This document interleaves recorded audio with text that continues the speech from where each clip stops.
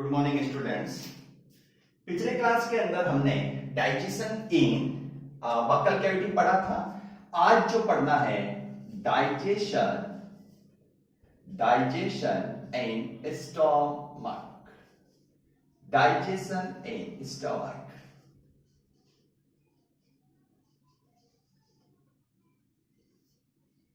यानी हम कह सकते हैं आमाशय में पाचन।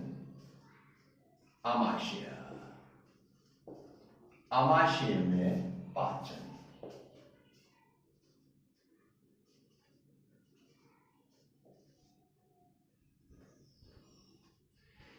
अब देखिए डाइजेशन इन स्टोमक कुछ समझते हैं तो इससे पहले जैसे हमने जस्ट पढ़ा था कि जो बक्कल कैविटी के अंदर जो हमारा खाना था, भोजन था, ये जैसे हमारी इसोफेगस से आ रही थी, ग्रसिका से आ रही थी और ये हमारा स्टोमक है और जस्ट ये पूरा स्टोमक आ गया। ठीक है, तो स्टोमक ये तो इसोफेगस है यानी ग्रसिका है, इसोफेगस और ये स्टोमक है। ये इसोफेगस है, इसोफेगस है, ग्रसिका जिसको कहते हैं इसोफेगस है, ये स्टोमक है, आमाशय है। तो जहां पर इसोफेगस और स्टोमक जहां आपस में जॉइंट होते हैं, जहां पर आपस में मिलते हैं, वहां पर एक स्पिंस्टर पाया जाता है। हिंदी में कहते हैं अवरोधनी। अवरोधनी पाई जाती है, स्पिंस्टर पाई जाती है। इस अवरोधनी को क्या कहेंगे? Cardiac sphincter. कार्डियक स्पिंस्टर ये पाई जाती है। अब भाई पाई जाती है तो कोई ना कोई काम तो होगा। ये क्या करेगी कि जो भी खाना हमारे इसोफेगस से आया है, उस खाने जो खाना आ जाता है तो ये बंद हो जाती है, जिससे हमारा खाना वापस ऑपोजिट डायरेक्शन में नहीं जा सकता। तो ये काम यहां पर होती है। जस्ट इसके आगे देखिए दूसरी अवरोधनी यानी स्पिंस्टर कहां होती है? स्टोमच आ गया। स्टोमच के बाद में ये हम जानते हैं हमारा यहां से हमारा पार्ट शुरू होता है डिडोनियम का, यानी ग्रहणी का पार्ट शुरू होता है। ये डिडोनियम, दिस इज डिडोनियम। ये डिडोनियम शुरू होता है। तो स्टोमक और डिडोनियम के बाद भी यहां पर भी एक अवरोधनी पाई जाती है और इस अवरोधनी को, इस स्पिंस्टर को कहते हैं पाइलोरिक। Pyloric sphincter. ये अब ये क्या करेगी? जो खाना आया है तो उसको क्या करेगी? 2 से 3 घंटे तक भाई यहां पर पड़ा रहने देगी। अगर ये नहीं होती तो खाना खाया, यहां आया और यहां से यहां गया तो इसका काम कैसे होता? पाचन नहीं होता। मतलब कहने का मतलब ये है कि यहां पर खाने को रोकना बहुत जरूरी है। और ये लगभग कितना टाइम रुकता है? ये 2 से 3 घंटे तक रुकता है। ऐसा नहीं है कि खाया और फटाफट निकल गया, ये तो ऐसा कभी नहीं होता। ठीक है, तो 2 से 3 घंटे तक यहां पर रुकेगा। तो ये सिस्टम यहां पर होता है। मैंने जे शेप का स्टमक होता है बताया था आपको, ध्यान होना चाहिए। अब देखिए जरा क्या होता है। अब डाइजेशन की बात कर रहे हैं स्टमक की, तो स्टमक को भी वापस क्या क्या डाइजेशन करता है भाई? इसको भी फिजिकल डाइजेशन करना पड़ता है। फिजिकल डाइजेशन इसको भी करना पड़ता है। केमिकल डाइजेशन तो करता ही है, केमिकल डाइजेशन तो करना ही है इसको, यानी एंजाइम का हेल्प लेना ही है। केमिकल डाइजेशन तो यहां पर होगा ही, फिजिकल डाइजेशन भी होगी और इसका फंक्शन क्या है? स्टोरेज करना, संग्रह करना। संग्रह भी बेचारा बहुत करता है। देखो तो इतने 3 काम करने पड़ते हैं, तो 3 काम करने के लिए इसको काफी मजबूत होना पड़ेगा। अब आपके बच्चा आ रहा होगा मन में कि सर आपने बक्कल कैविटी के अंदर भी फिजिकल डाइजेशन बताया था। फिजिकल डाइजेशन तो सर अपने वहीं पर होता है, तो यहाँ पर आपने फिजिकल डाइजेशन क्यों लिखा? तो भैया मैं आपको बता देता हूं कि हम क्या करते हैं कि खाना जो खाते हैं ना, वो बहुत फास्ट खाते हैं। हम दांतों को चबा चबा के, हमारा जो भोजन होता है ना, उसको दांतों के द्वारा चबा चबा के नहीं खाते।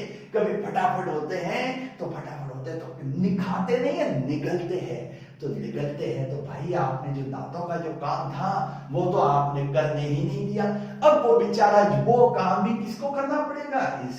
इसके पल्ले आ जाता है, स्टोमक के पल्ले आ जाता है, यानी ये काम भी स्टोमक के हिस्से में आ जाता है। तो स्टमक वो भी काम करेगा, इसलिए इसको कहते हैं फिजिकल डाइजेशन। केमिकल डाइजेशन भी होता है। केमिकल डाइजेशन किसके द्वारा होगा? तो केमिकल डाइजेशन के लिए गैस्ट्रिक जूस का इस्तेमाल होगा। गैस्ट्रिक जूस को कहा जाएगा जठर रस। यस, गैस्ट्रिक जूस बनेंगे, गैस्ट्रिक जूस के द्वारा होगा। Physical digestion will be completed by the gastric juice। अब गैस्ट्रिक जूस के द्वारा ये फंक्शन यहां पर होगा और स्टोरेज करता है, मैंने आपको बताया 2 से 3 घंटे। अब जो इतने काम करने पड़ रहे हैं तो भाई क्या होगा? डाइजेशन सिस्टम, हमारा जो स्टोमक है उसको काफी मजबूत होना पड़ेगा। इसलिए काफी मजबूत होने पड़ने के लिए यदि हम इसका हिस्टोलॉजी देखें, इसकी औतिकी देखें, तो ये 4 भागों से मिलकर बना होता है। पहला लेयर कौन सा होता है? तो पहली लेयर होती है सिरोसा लेयर होती है। सबसे बाहर जिसका टीएस काटे तो सबसे पहले कौन सी लेयर होती है? सिरोसा लेयर होती है। ये सबसे बाहरी लेयर होती है, आउटर लेयर होती है। सेकेंड लेयर जो होती है उसको कहते हैं सब मस्कुलर लेयर।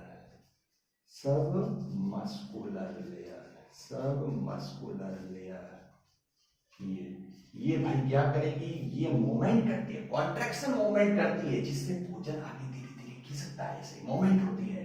तो ये काम करेगी, कॉन्ट्रैक्शन मूवमेंट करती है, हिंदी में कहते हैं पुरुमाकुंचन गति करने में सहायक होती है।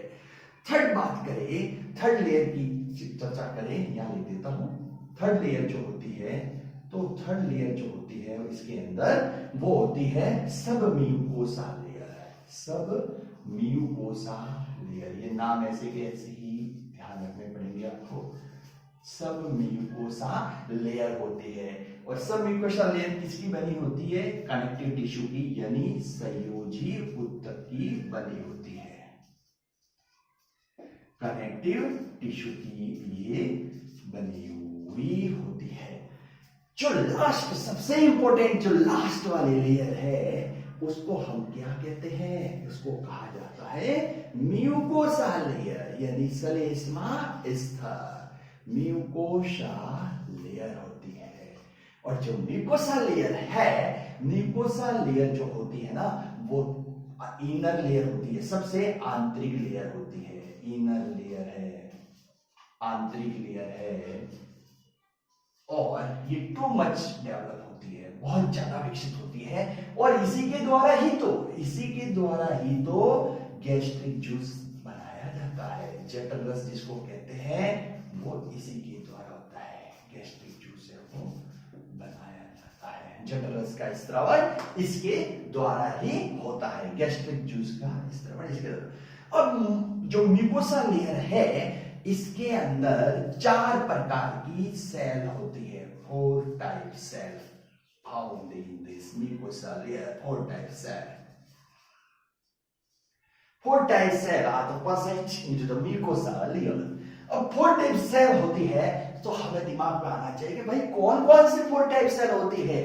तो पहले देखिए 4 टाइप सेल में क्या चीजें होती है, कौन कौन सी सेल होती है, यहां लिखा हूं मैं। 4 टाइप सेल के अंदर जो पहली सेल है उसको कहते हैं म्यूकस सेल, यानी श्लेष्मा कोशिका। Mucus cell.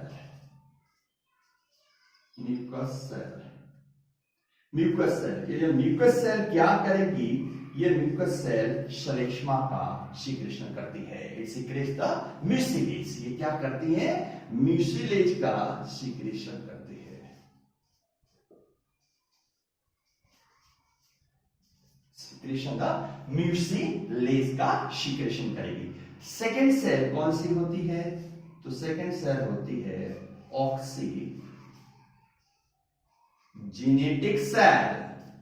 ऑक्सीजेनेटिक सेल। और ये किसका सीक्रेशन करेगी? It will be secret HCl का सीक्रेशन करती है। थर्ड जो सेल होती है, थर्ड सेल को हम कहते हैं चिप सेल। यही नाम है, हिंदी में भी ऐसे ही नाम चलते हैं, चिप सेल, या इसी का ही दूसरा नाम है जाइमोजन सेल। जाइमोजन सेल, ये भी होता है, ये लीजिए साहब। और जाइमोजन सेल किसका सीक्रेशन करेगी? It will be secret pepsinogen, pepsinogen, ये पेप्सिनोजन का सीक्रेट करती है। फोर्थ जो होती है उसको कहा जाता है अर्जेंटिफाइन सेल,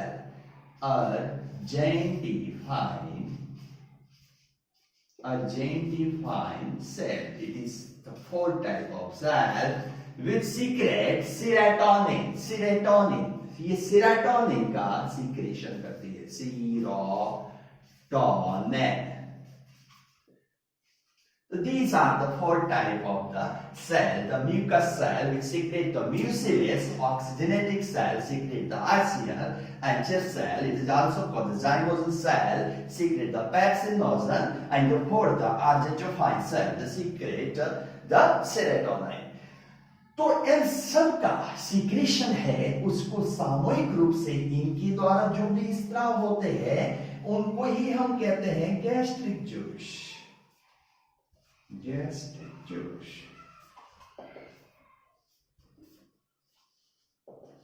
गैस्ट्रिक जूस का अब हम इनके फंक्शन देखते हैं कि भाई ये करते क्या क्या है, ठीक है, कि क्या क्या, ये मैं आप मिटा देता हूं। हाँ, तो हम फंक्शन की बात करते हैं कि ये क्या क्या करते हैं, तो उसी की चर्चा करते हैं। देखिए क्या क्या करते हैं, इसको भी हटा देते हैं।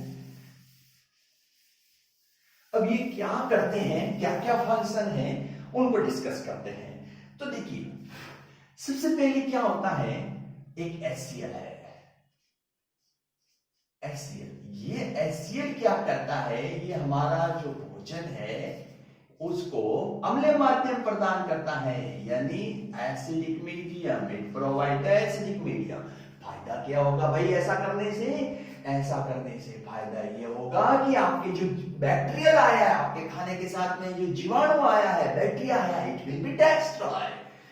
तो ये एंटी एसिडिक मीडियम होता है जो क्या करता है, कैसा प्रॉपर्टी रखता है, तो हम कहेंगे एंटी माइक्रोबियल प्रॉपर्टी रखता है, एंटी माइक्रोबियल प्रॉपर्टी।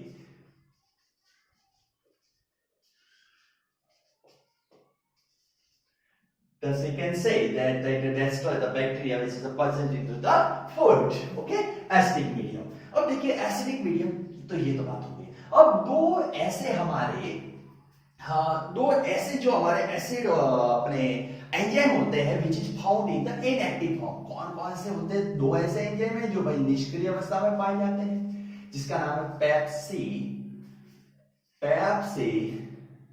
पेप्सिनोजन और सेकेंड है प्रोरेनिन। ध्यान रखने, कई बार नीट के एग्जाम में यहां से क्वेश्चंस पूछा गया है, पेप्सिनोजन और प्रोरेनिन। तो ये दोनों क्या करते हैं, ये पाए जाते हैं निष्क्रिय अवस्था में, इनएक्टिव फॉर्म। अब इन पे क्या होता है कि जब इन पर HCl फंक्शन करता है, देखिए हमारे बॉडी में बहुत प्रबल अम्ल होता है, स्ट्रॉन्ग एसिड है ये HCl। ये HCl क्या करता है, pepsinogen, this HCl convert the pepsinogen into the pepsin. ये देखिए भाई, ये पेप्सिन में कन्वर्ट कर दिया गया, ठीक है। और प्रोरेनिन जो हो जाएगा वो रेनिन में, ये हो गया। एक बात और ध्यान रखिए, यही तो ऐसे एंजाइम हैं जो क्या करते हैं कि एसिडिक मीडियम में फंक्शन करते हैं। कई बार पूछ लेते हैं कि भाई बॉडी में ऐसे कौन से, तो क्वेश्चन बन जाता है कि निम्न में ऐसे कौन से दो एंजाइम हैं जो एसिडिक मीडियम में फंक्शन करते हैं। तो आपको you have to memorise the two name, the pepsin and the rennin. Pepsin और रेनिन को आपको याद रखना है। अब देखो थोड़ा सा आगे चलते हैं, पेप्सिन रेनिन। अब क्या करता है पेप्सिन, तो ये क्या करता है कि हमारा जो प्रोटीन होता है, सबसे पहले नंबर प्रोटीन की बात करें तो जो प्रोटीन होता है उस प्रोटीन को ये पेप्सिन पेप्टॉन्स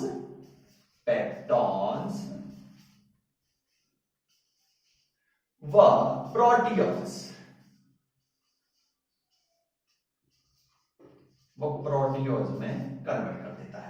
बहुत तेज एसिड होता है, बहुत ये जो एंजाइम होता है काफी तेज होता है। देखिए थोड़ी सी मैं एक जानकारी बता देता हूँ कि हमारा जो ये जैसे कि स्टोमक है ना, तो स्टोमक की इंटरनल भाग पर इस साइड में क्या होती है, ये म्यूकस मेम्ब्रेन की लेयर होती है, ठीक है, म्यूकस मेम्ब्रेन की लेयर होती है। तो ये पेप्सिन है वो यहाँ इफेक्ट नहीं कर पाता। लेकिन बाई चांस क्या होता है कि कभी कभी ये पेप्सिन, ये जो म्यूकस लेयर है यहाँ से रप्चर हो जाती है, नष्ट हो जाती है। जैसे ये नष्ट हो गई तो क्या होगा भाई, ये तो बिल्कुल फोर्थ लेयर है, ये इधर ही पाई जाती है। तो यहाँ का पेप्सिन क्या होगा, इसके अंदर आ जाएगा, हमारे आमाशय में आ जाएगा, स्टोमक में आ जाएगा। और स्टोमक में आने के पश्चात यहाँ पर अल्सर हो जाते हैं, अल्सर बन जाते हैं, जिसको गैस्ट्रिक अल्सर कहते हैं। तो वही रीजन है गैस्ट्रिक अल्सर होने का कि आपका जो म्यूकस लेयर है वो समाप्त हो चुका है। तो ये जो इसके अंदर आता है, ठीक है। अब बात करते हैं रेनिन की। रेनिन की चर्चा करते हैं। तो रेनिन की चर्चा करने से पहले आपको बताऊं कि ये रेनिन है ना, ये बच्चों के अंदर पाया जाता है। It is absent into the adult में ये नहीं होता। तो रेनिन भी किस प्रकार से फंक्शन करता है, देखिए अब पेप्सिन है वो रेनिन पे फंक्शन करेगा, ये पेप्सिन है वो रेनिन पे भी इफेक्ट करेगा। ये पेप्सिन आ गया, ये पेप्सिन और रेनिन पे इफेक्ट करेगा। तो किसमें कन्वर्ट कर देगा, ये कन्वर्ट कर देगा भाई पैराकेसिन। अब पैराकेसिन में कन्वर्ट हो गया तो आगे क्या होगा, पैराकेसिन में हो गया तो फिर क्या होता है, क्योंकि आप एक बात ध्यान रखिए भाई, ये भी रेनिन भी तो है, तो प्रोटीन ही है, एक प्रकार का प्रोटीन है। तो इसका भी लास्ट जो प्रोडक्ट है वो तो वही होगा, बिल्कुल वही होगा, पैराकेसिन। ये देखिए पैराकेसिन बना, इसके साथ में ये कैल्शियम आयन का फंक्शन होगा और ये बना देगा पैराकेसिनेट बन जाएगा। अब जब पैराकेसिनेट बन चुका है तो लास्ट में ये वापस कन्वर्ट किसमें हो जाएगा, ये इसी में कन्वर्ट हो जाएगा, पेप्टॉन्स और प्रोटियोन्स, इसमें ये कन्वर्ट हो गया है। पेप्टॉन्स और प्रोटियोन में कन्वर्ट हो जाएगा। तो ये जो फंक्शन है वो सारे के सारे फंक्शन हम इसके अंदर पढ़ते हैं। हाँ, अब एक बात और हो गई, पेनिंग और ये चीज हो गई। अब बात आती है गैस्ट्रिक लाइपेज की। एक एंजाइम होता है जिसको कहते हैं गैस्ट्रिक लाइपेज। देखिए गैस्ट्रिक लाइपेज कैसे फंक्शन करेगा, गैस्ट्रिक लाइपेज एंजाइम क्या करता है, फैट को तोड़ता है, फैट पर फंक्शन करता है लाइपेज। ये लाइपेज आ गया, लाइपेज बना हुआ लिपिड से, ये फैट और किस में तोड़ेगा, तो ये क्या करेगा भाई, ये fatty acid plus glycerol, fatty acid व ग्लिसरॉल में ये कन्वर्ट कर देगा।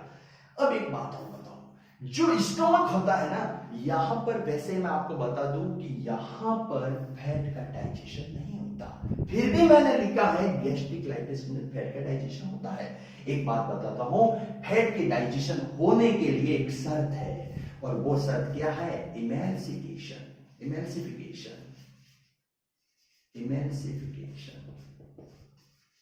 इमल्सिफिकेशन जिसको कहते हैं वसा का पाइसीकरण या इमल्सिफिकेशन में क्या होता है कि जो फैट है ना, फैट के जो बड़े बड़े मॉलिक्यूल है, वो फैट के बड़े बड़े मॉलिक्यूल छोटे छोटे मॉलिक्यूल में कन्वर्ट हो जाते हैं।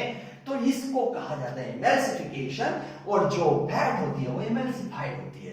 तो फैट का डाइजेशन होने से पहले बहुत जरूरी है कि वो फैट क्या हो, इमल्सिफाइड हो। लेकिन मैंने यहां बताया है कि गैस्ट्रिक लाइपेज है, उसके अंदर फैट है, वो फैटी एसिड और ग्लिसरॉल होते हैं। तो एक्चुअली आपको बता देता हूं, यदि हम भोजन के अंदर इमल्सिफाइड फैट ही लेते